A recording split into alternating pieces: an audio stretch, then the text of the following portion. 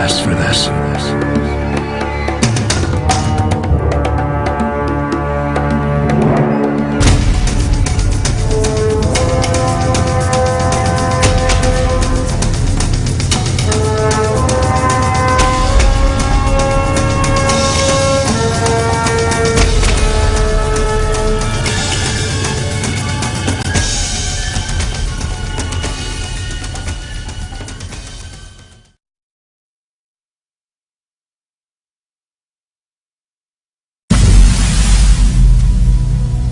It is morning here, so there's no news to speak of yet, but there will be.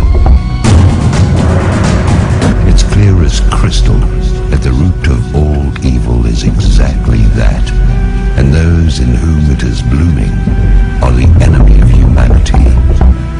The bankers are the problem.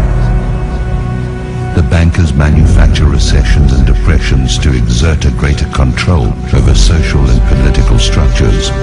The bankers create and finance the wars on both sides of the conflicts. The bankers orchestrate famine, poverty, and want. The bankers control the policies that control the media and the education system that is operated to maintain ignorance in the public so that they can be shorn like sheep.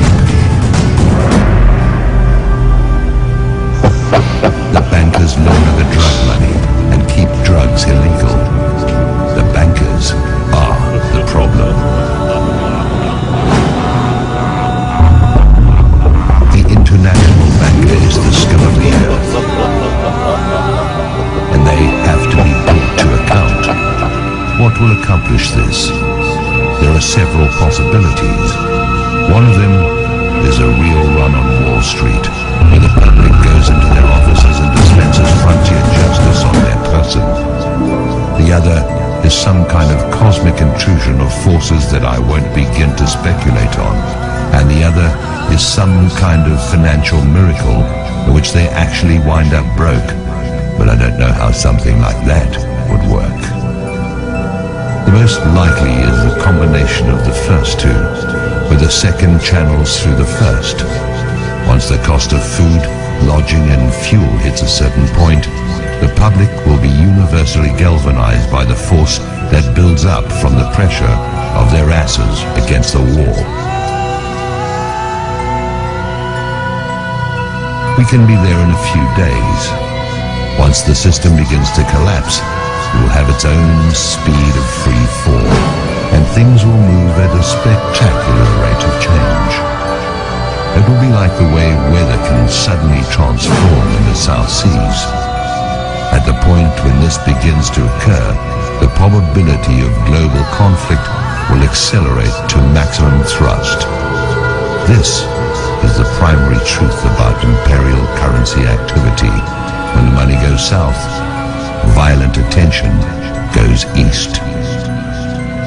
Yes, maybe it will all just limp along on crutches while plastered with band-aids, but that goes contrary to the mathematics. You can spread the numbers only so thinly, or you can only press them together so much, and you're going to get holes appearing in the net all over the place, or you're going to get implosion. Do I have any idea what I'm talking about? Extremely dangerous. It is possible that I do not. There's an area where allegorical poetry gains a mystical influx of metaphysical certainty that is no different from the theoretical physics, where theory is just another word for things we don't want to accept as inevitable.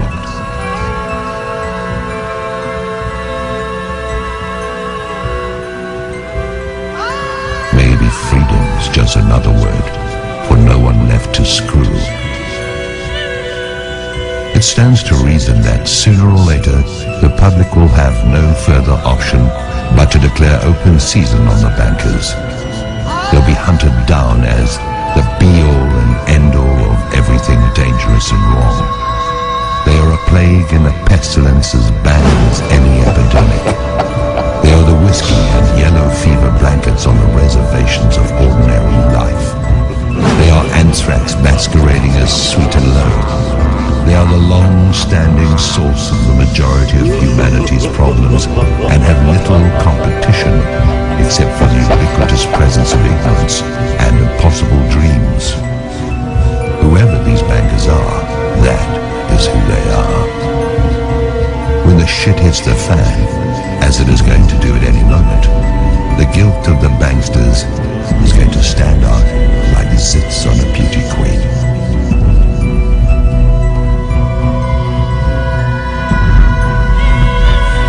The transformation in the mind of the public is going to be immediate. People watch the news, and although it is nothing more than garbage and lies, the players have all been seen there. They've been seen in Congress, and they've been seen wherever the lies created to defend them have been publicized. They are a known quantity. There is no argument of any kind that can be used to generate sympathy for the bankers, who are either behind or finance every outrage against the public that is in existence.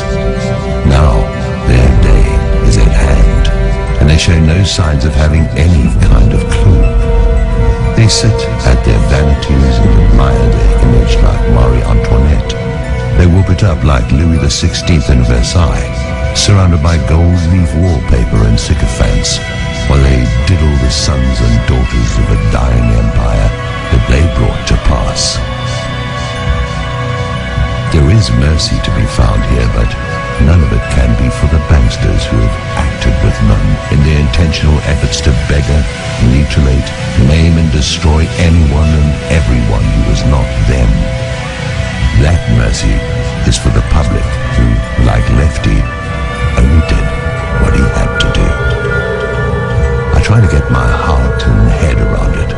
I try to see an out for everyone, but the only out I can see for the banksters is out of our lives, and marched still living through the gates of hell, where they can reunite with the banker-in-chief. I'm not the judge or executioner. I'm an observer who's never had enough money to even think about the banks in the first place. Now the bankers tightly grasp what is going to turn into flaming coals in their hands. Judgment is going to cry out from the earth they walk upon and have plundered at will. That will is now going to be drained away into fear and apprehension. Their fortress walls are going to fall away. Their protectors are going to turn on them. Their holdings are going to dissolve and spill from their fingers like a handful of sand. I wouldn't want to be a bankster today, or on any other day.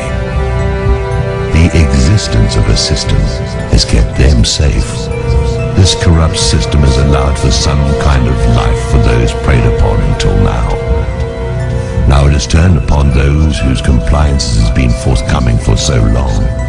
Soon that compliance will be gone, and there are not enough police